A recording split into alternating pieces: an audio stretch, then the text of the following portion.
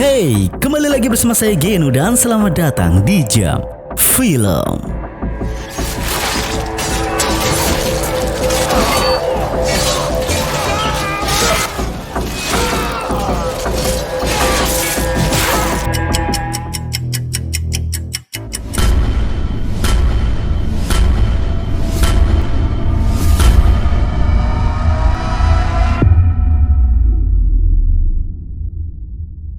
Cerita ini berawal dari tahun 1370, pasukan Prancis di pertempuran Limoges. Kita diperkenalkan dengan Jean de Caroges yang sudah tidak sabar di mana dia ingin menyerang pasukan Inggris. Padahal secara teknis mereka hanyalah diperintah atasan baru mereka untuk menjaga jembatan perbatasan saja. Namun Jean tidak terkendali ketika pasukan Inggris itu memenggal kepala para warga sipil yang pasukan Inggris sandra. Sehingga mau tidak mau, pertempuran pun pecah di saat itu juga.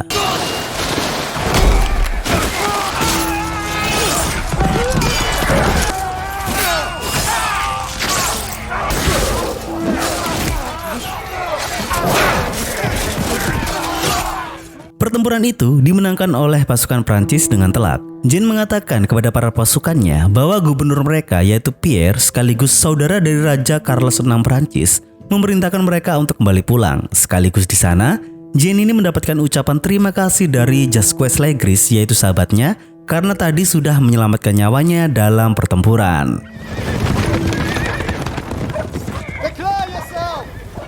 7 tahun kemudian, tepatnya pada tahun 1377, Jean bersama dengan pasukannya menuju ke benteng Kastil Bellemeé, benteng milik ayah Jean sendiri, yang sekaligus dijadikan tempat pelantikan dari Gubernur Pierre. Seluruh kesatria dan bangsawan mengucapkan selamat dan mengucapkan sumpah pengabdian kepada Pierre. Namun, ketika giliran Jean, nampak sekali di sana Pierre ini menunjukkan bahasa tubuh yang kurang suka.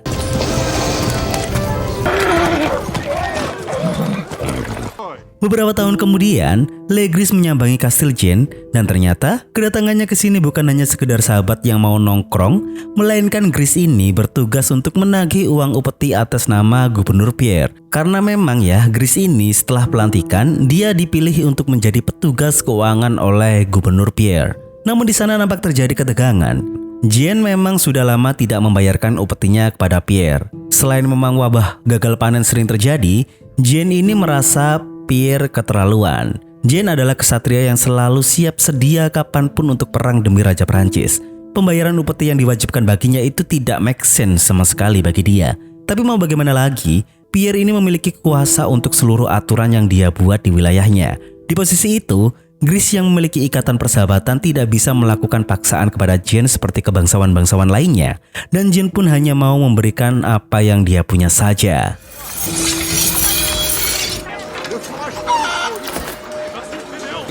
Perang semakin berkecamuk di setiap titik.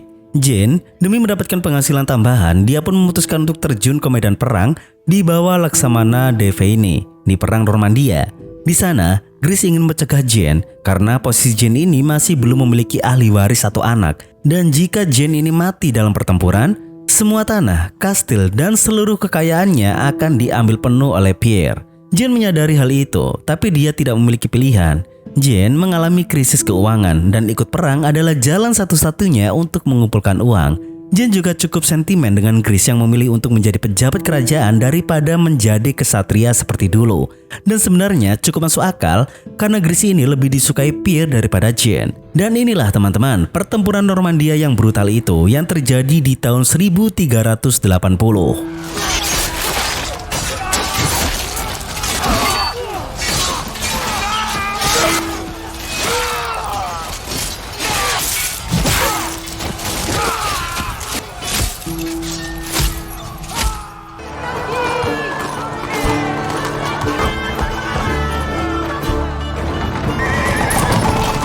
Perang itu pun kembali dimenangkan oleh pasukan Prancis. Setelah kemenangan itu, seluruh pasukan beristirahat di sebuah kastil milik dari Robert de Thibouville yang memberikan pelayanan kepada seluruh pasukan. Meskipun tidak bisa dipungkiri bahwa Robert ini pernah berpihak kepada Inggris sebelumnya di pertempuran Poitiers. Tapi itu dulu dan Robert sudah mendapatkan pengampunan. Dan inilah sosok dari Robert itu teman-teman. Dia bersama dengan anak perempuannya yaitu Margaret Dan di detik inilah semua kisah ini dimulai. Dari pertemuan itu terjadi sebuah ikatan di mana Jane pun menikah dengan Margaret.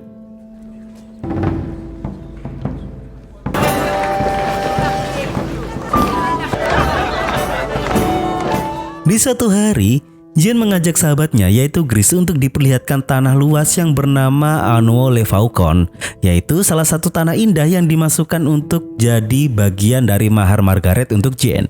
Dan secara tersirat, Jane mengungkapkan kemuakannya karena tanah yang seharusnya menjadi miliknya dan istrinya itu diambil Pierre dan diberikan kepada Legris. Di sana, Legris berujar bahwa itu semua bukan keinginannya. Pierre ini hanya memberikan hadiah kepada dirinya atas semua pengabdian yang sudah dia berikan. Dan mau tidak mau, Robert tidak bisa melindungi tanah Anneau le Faucon itu karena Pierre ini memintanya. Ya, kendati pun itu sudah dia maksudkan sebelumnya untuk putrinya dan juga Jane.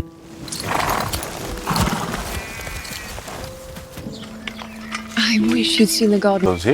Tapi pada akhirnya tidak bisa dipungkiri, Jane tidak mau terlihat tidak berdaya di mata Margaret. Di mana dia berujar mungkin dengan power yang dia miliki, dia bisa meminta Pierre untuk mengembalikan tanah Anneau le Faucon itu. Namun sayang sekali, usaha Jane ini cukup sia-sia karena petisinya itu ditolak. Dan bahkan dia ditunjukkan keputusan itu tertulis langsung dari Yang Mulia Raja Charles VI. Ketidakadilan semesta itu nyatanya terus berlanjut, teman-teman. Jane, setelah kepulangannya dari Paris, dia mendapatkan kabar bahwa ayahnya meninggal.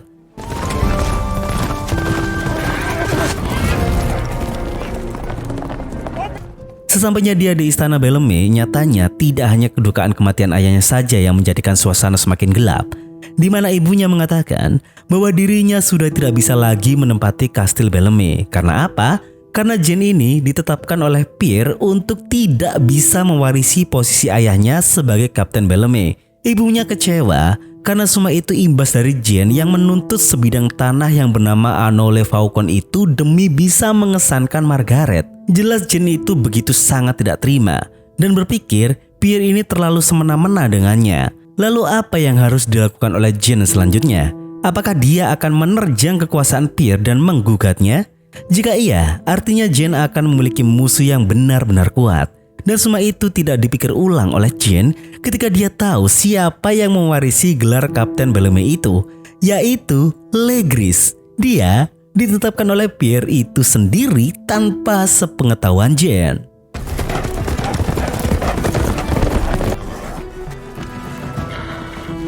Langsung saja, Jane menghampiri lokasi pelantikan Legris yang diadakan oleh Pierre. Di sana, Jane tanpa basa-basi, di mana kehormatannya memaksanya untuk berbicara.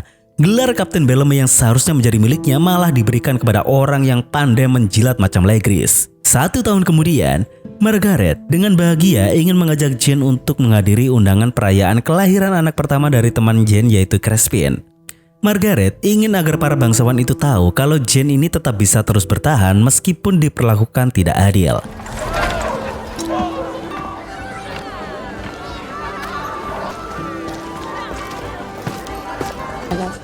Sampailah mereka di kediaman Crespin di mana dia disambut dengan gembira oleh temannya itu. Namun tidak bisa dipungkiri bahwa di sana juga ada Legris. Sehingga di momen itu Jane dan juga Legris ini berjabat tangan dan berkata bahwa mereka harus berdamai satu sama lain. Maka Jane ini menyuruh Margaret istrinya untuk memberikan ciuman kepada Legris sebagai pembuktian bahwa itikat baik itu keluar dengan sangat tulus dan serius. Lalu setahun kemudian, Jane kembali berangkat untuk peperangan. Namun dari itu, Margaret nampak begitu keberatan dengan keberangkatan suaminya itu.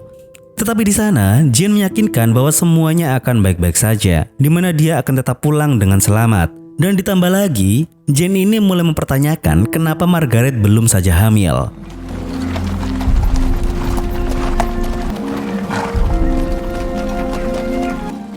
Pertempuran Skotlandia 1385, Jane dan pasukan gabungan dari Skotlandia itu sedang berhenti sejenak untuk mengambil air di dalam hutan.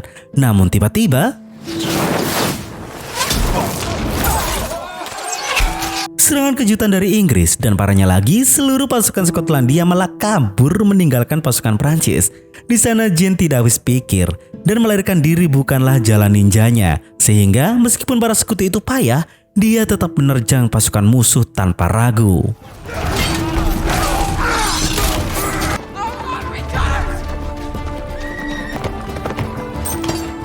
Jelas perang itu berakhir dengan kekalahan yang memalukan. Jane kembali seorang diri dengan lumayan babak belur. Tidak ada yang bisa dibanggakan.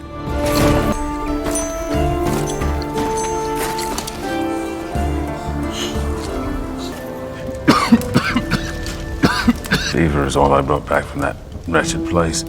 Paris. Di makan malam itu, dengan keadaannya yang masih belum membaik, dia selanjutnya harus tetap menuju ke Paris selama 1 minggu untuk mengambil upahnya, dan setelah itu menuju ke Argentan, istana Pierre untuk melapor hasil perang bagaimanapun hasilnya.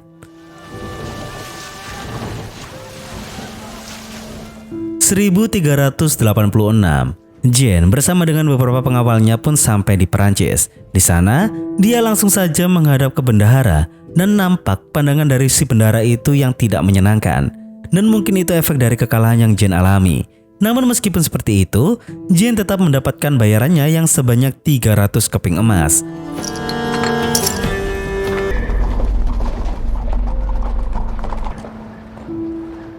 Sepulangnya dari Perancis, dia tidak disambut oleh Margaret dan itu cukup aneh. Dan bahkan ketika makan malam, Margaret ini hanya diam tanpa banyak berbicara.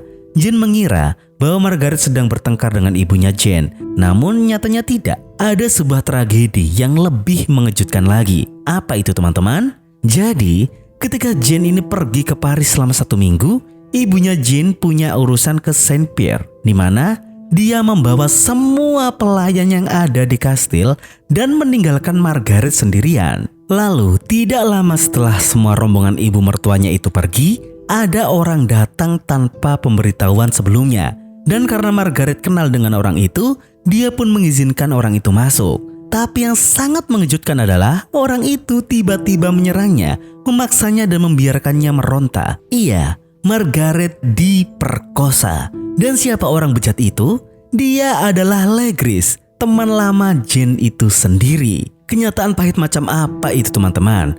Jane bahkan memastikan bahwa Margaret ini tidak mengarang. Dan mana mungkin Margaret mengarang tragedi pahit itu. Di sana, dengan kemurkaannya maksimal, Margaret ingin Legris mendapatkan balasan yang setimpal. Jadi bagaimana Jane ini bisa mencari keadilan untuk istrinya, untuk martabatnya? Kendatipun dia adalah orang yang keras, keberingasannya hanya ada di medan perang. Setelahnya, dia tetaplah pejabat dan kesatria yang bermartabat. Dia ingin menyelesaikan ini dengan konstitusi dan hukum yang berlaku. Dia mengadakan pertemuan dengan serikat bangsawan dan meminta bantuan untuk menggugat keadilan yang seharusnya dia dan istrinya dapatkan. Dan pastinya itu sulit karena legasi itu mau tidak mau harus dia dapat dari Pierre. Hal itu sangat tidak mungkin bisa didapat Jane melihat posisinya di mata Pierre dan Legris yang sangat disukai oleh Pierre. Namun di sana, Jane memiliki sebuah cara di mana demi untuk didengar oleh Pierre, dia akan menyebarkan berita bahwa istrinya telah diperkosa oleh pejabat kerajaan dan ingin menuntut keadilan. Karena semakin gaduh akan membuat Pierre tidak tenang. Tidak hanya itu, dia menghadap ke Raja Charles VI untuk mengajukan ritual lama, yaitu duel sampai mati, dan meminta pertemuan badan parlemen di Paris untuk dihadiri 32 anggota pengadilan. Dan yang perlu digarisbawahi adalah jika Jane yang kalah dalam duel itu, justru malah itu akan membuktikan bahwa tuduhannya palsu. Dan tidak hanya Jane yang pastinya akan mati, istrinya yaitu Margaret juga akan menerima hukuman yang berat. Tetapi Jane, atas nama kebenaran, dia akan menerjang semua itu tanpa ragu.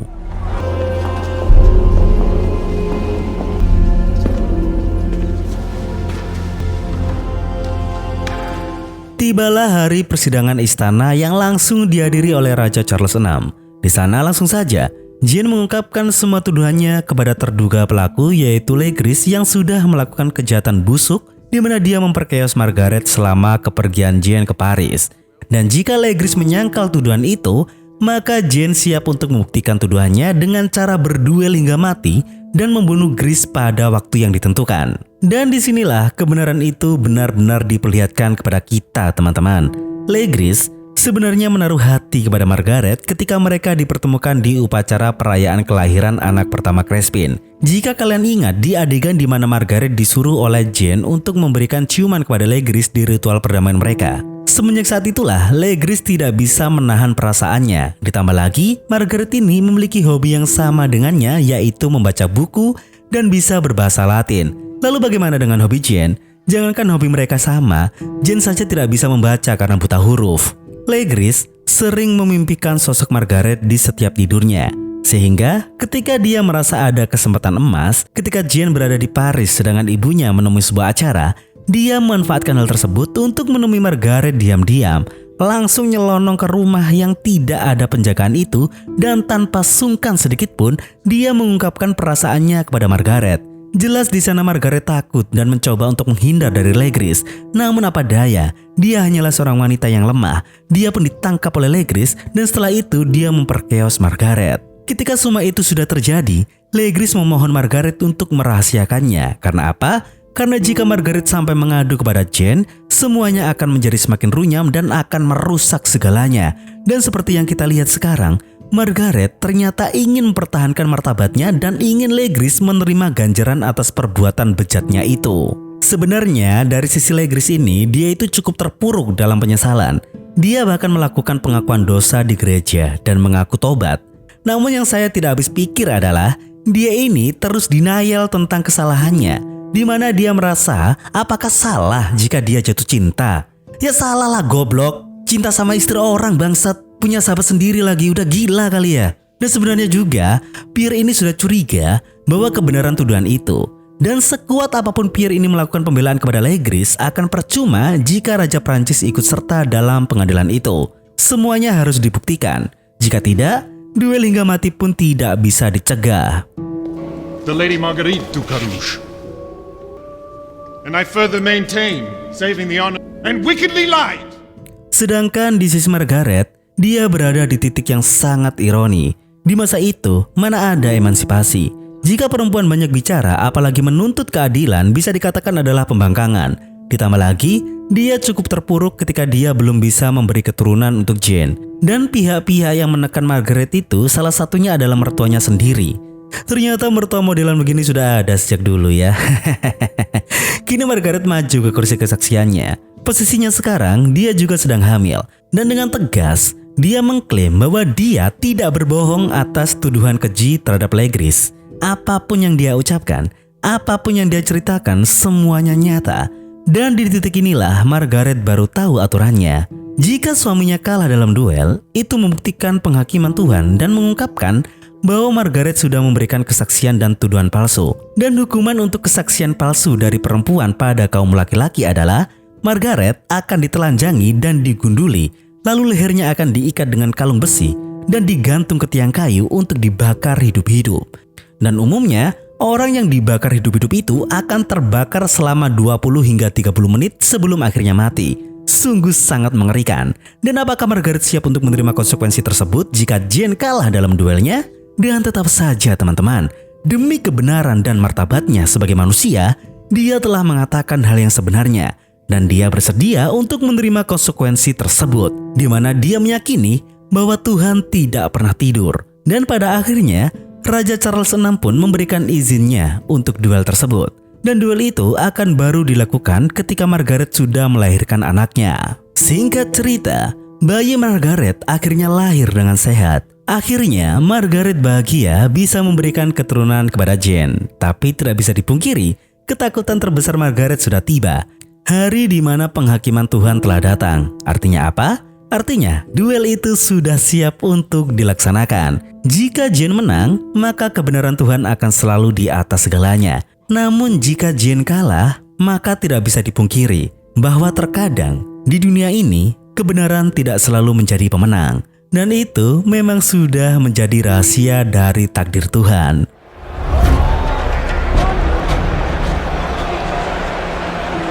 Baiklah teman-teman, hari duel pun tiba. Kedua orang ini akan bertarung hingga salah satu dari mereka ada yang mati.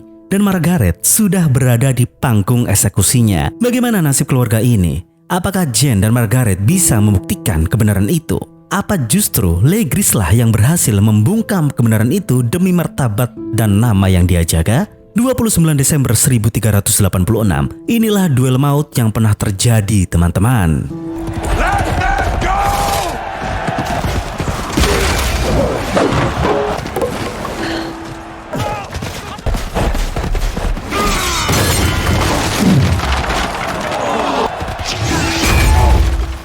Jen mendapatkan hantaman keras dari pertarungan tembak kuda itu, di mana Legris tidak akan menyanyiakan celah tersebut.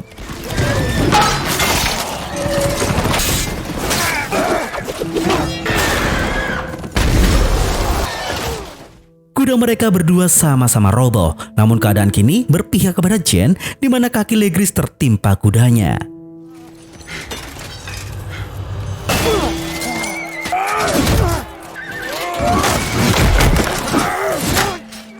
Jen terkena hantaman kaki kuda di kepalanya, yang membuat Legris bisa lolos dari keterbojakan tersebut, di mana dia kini menghajar Jen habis-habisan.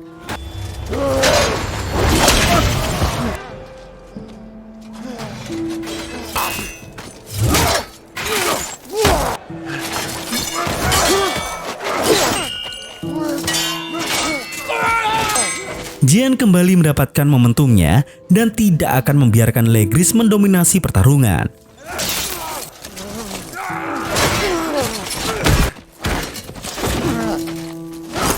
Namun sayang, ketika Legris roboh, justru dia bisa mengcounter serangan Jen.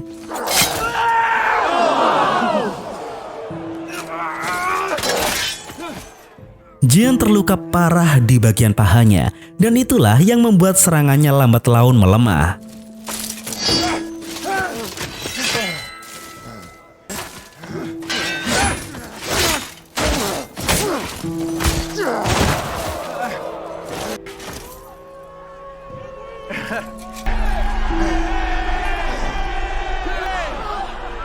Semua orang di tribun meneriaki Legris untuk segera menghabisi Jen, dan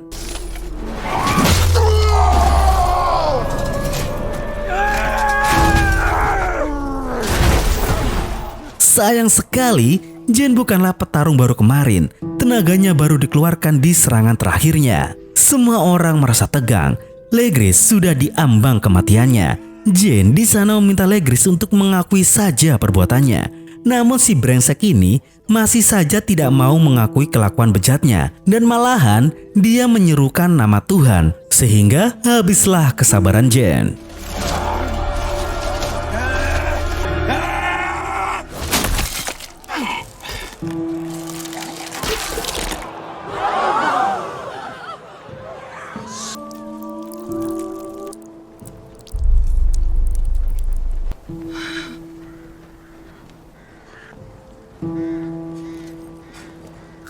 Selesai sudah duel sengit ini teman-teman, Margaret juga dilepas dari rantai yang mengikatnya, dan Raja Prancis VI memberikan penghargaan kesatria sejati bagi Jen, di mana Tuhan telah berbicara, membuktikan tujuan Jen dan juga Margaret itu benar dan adil, di mana suami istri itu telah berjuang dengan kekuatan dan kerendahan hati, dan beginilah cara Tuhan menyertai mereka berdua, sehingga pada akhirnya seluruh pasang mata di sana memberikan tepuk tangan dan selamat kepada mereka.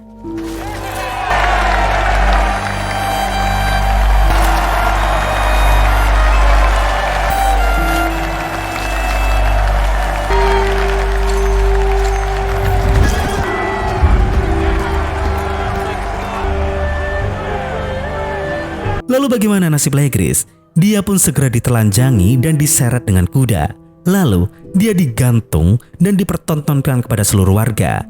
Gambaran dari sebuah dosa yang seharusnya tidak boleh dilakukan oleh manusia. Sedangkan Jen dan juga Margaret, mereka diselimuti oleh rasa bangga dari semua orang, di mana mereka adalah simbol yang memberikan pesan bahwa jangan pernah takut untuk memperjuangkan keadilan dan kejujuran.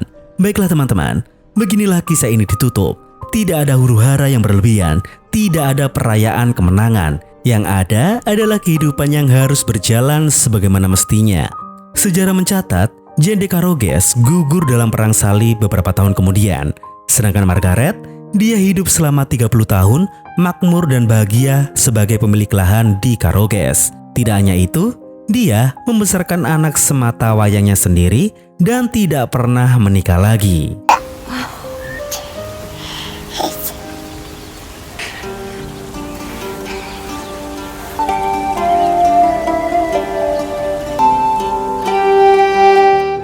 Gila sekali, cerita yang sangat luar biasa ya teman-teman ya. Dan saran saya, kalian ini harus menonton filmnya secara penuh ya. Karena apa? Karena banyak sekali yang saya potong. Kenapa saya potong? Karena di film ini dia itu terbagi menjadi 3 bab, atau saya bilangnya itu 3 sudut pandang. Dan yang saya ambil ini sebagian besar itu dari sudut pandangnya Jane saja. 2 sudut pandang lainnya adalah sudut pandang dari Legris dan sudut pandang dari Margaret. Sebenarnya inti ceritanya sama, hanya saja dari puffnya Legris dan juga Margaret itu, mereka akan memperlihatkan detail yang tidak ada di sudut pandangnya Jane. Kalau kalian lihat fullnya nanti, kalian akan bisa melihat sudut pandang dari Legris yang memperlihatkan kehidupannya di istana bersama dengan Gubernur Pierre, yang hari-harinya si Pierre ini mengisinya dengan pesta seks dan sebagainya gitu ya. Pokoknya rusak lah. Emang gila ya pejabat-pejabat dari dulu itu. Dan juga kalian akan diperlihatkan terpuruknya Margaret sebagai seorang wanita yang hidup di zaman dimana emansipasi belum ada. Pokoknya seru lah. Tonton saja fullnya, oke? Baik, begitu saja dari saya ya. Thank you bro yang sudah mendukung saya sejauh ini. Gak kerasa sudah 3 tahun channel ini berdiri. Wah, terima kasih semuanya ya. Dan kalian juga sehat-sehat selalu, oke ya? Sekian dari saya, Genu, mewakili Jam Film pamit undur diri. Dan sampai jumpa di video selanjutnya.